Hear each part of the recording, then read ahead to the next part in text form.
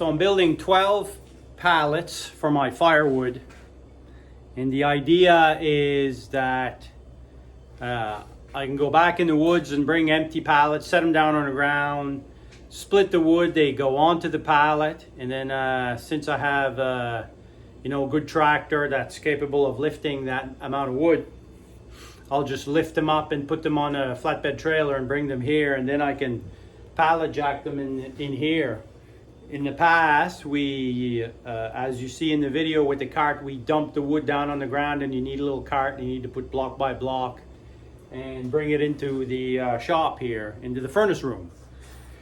So that's the plan anyway. So we got all the pallets all half done. So these firewood pallets hold half a cord each.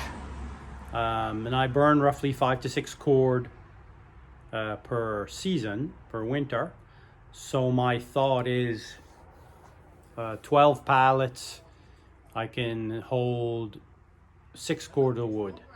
And so, yeah, I'll haul the firewood from the woods onto the pallets and drop them when I get home and wheel them into the furnace room. And that's a lot. You're not handling the firewood as much. So that's the idea.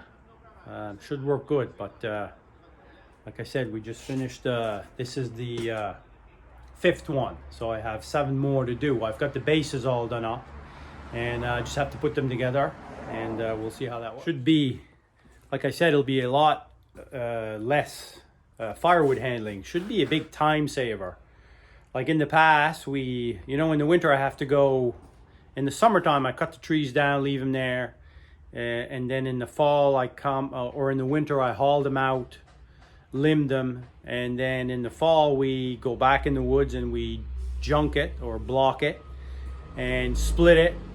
And years past we have to bring that dump cart that's on the video there, and you have to stack it. If you don't stack it, you're bringing a lot less wood, so it's a lot of traveling. So you have to stack it in the cart, bring it home, dump it on the ground, put it on the little cart and bring it into the furnace room and stack it again. So, when you think about it, that's a lot of time. And I don't mind. It's good exercise. I really enjoy doing firewood. But I think it would be a big time saver if we split it and processed it in the woods, and instead of dropping it on the ground or stacking it in the trailer, it'll be stacked onto a pallet, and then the work is pretty much done. The physical work anyway, except for throwing it in the furnace and burning it. So, I have a tractor, I'll be able to pallet fork that onto a trailer and bring it out here, and then just use a pallet jack and roll it into the furnace room.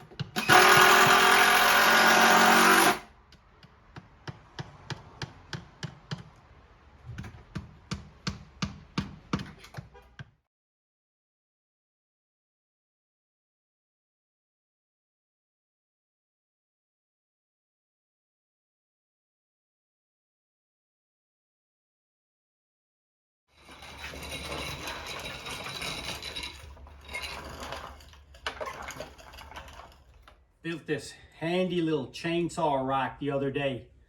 I had that brewing in my head there for a little while. I knew I wanted to, you know, have some kind of rack in the garage to put my chainsaws away. Other than that, they're always on the floor, or, you know, you got to build a shelf for them or something. I don't like having them on the floor for the humidity and stuff. So all I did was take a 4x4 and cut a hole in each, and it's got little wheels on it so I can move it around and get it out of the way. And yeah, it's pretty handy. Stick my chainsaws in there, they're out of the way, and push them around, keeps them off the ground. So yeah, it's a pretty handy little thing, I guess. I've got, as you can see, I've got 4 chainsaws. That's just a small one down here. This is the saw I use pretty well regularly, but it's getting old. I think it's a 2003. It's a Red Max, but they were good saws. So I'm having to do a little bit of repairs on it. This one up here is a John cutter. It's from Farmer Tech, or Holzforma. It's a Chinese chainsaw, but it was a good spare saw. It's a clone saw of this red saw, this old Red Max. And that one started giving me a little trouble as well. So the other day I bit the bullet and I went and bought myself Stihl from my local chainsaw guy. It's an MS261C. And this is around a 50cc saw. And it's a beast. It'll rip through anything.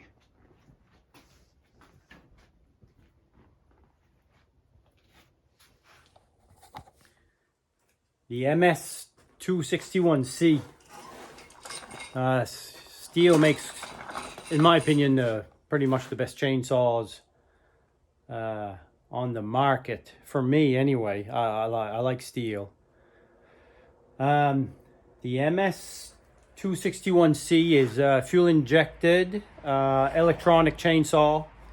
It's a step above a homeowner saw. So, you know, if you have a property and you're just cutting trees down your property, and you're not logging and thinning and doing stuff like I do, a smaller saw, more inexpensive Stihl version is fine. It'll work good. But the MS261C is like the first step in a pro saw. So yeah, I purchased that just a few weeks ago, and it's working good. That's a good saw. It's good for limbing. It's good for blocking firewood as well. Lots of power. We'll give it a little run here in a bit.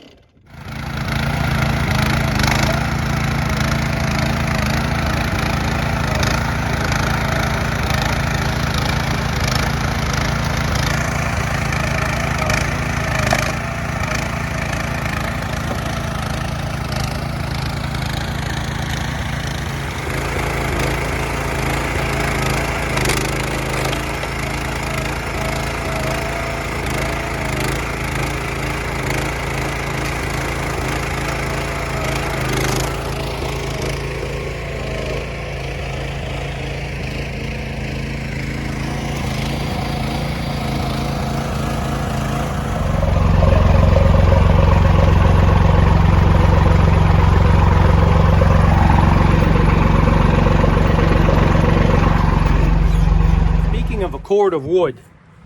I was talking to my cousin last summer, and he's from away, more in a city environment, I guess.